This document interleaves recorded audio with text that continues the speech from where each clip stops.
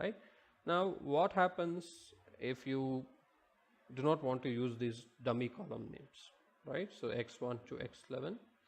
All right, so the names have been generated, but these are not intuitive, right? They don't uh, say what they represent. These column names are not indicative of what the column is representing, right? So in such cases, what you can do is you can actually create a character vector of column names, and instead of using false here, you can just use that particular character vector, right? So for example, let me say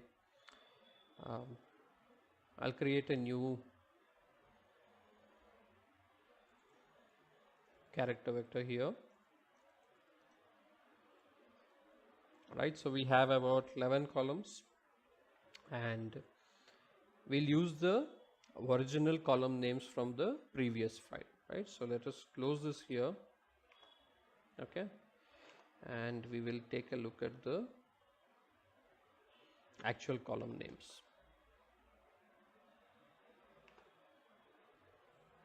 right? So these are the column names, right?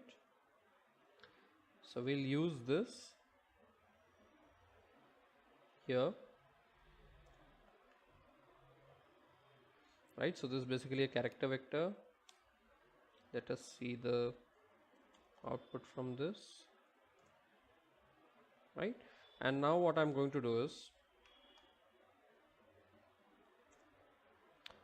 instead of using call underscore names is equal to false, I will actually use these column names, right? So data slash hsv3.csv and call underscore names is equal to column underscore names, right? So let us take a look at this output here.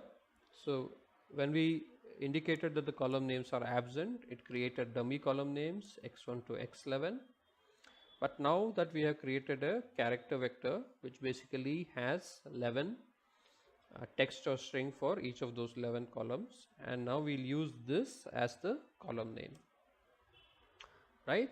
So now you can see instead of x1 to x11, you can see the names that we generated here, right? The character vector that we have generated, that is what is being used as the column name.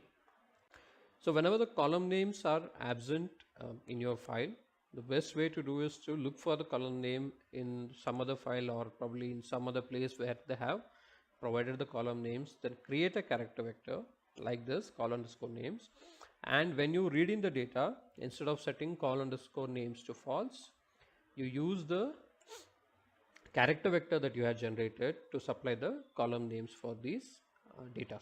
Alright, so now we have learned how to read data from a CSV file, and we have also learned how to handle the absence of column names.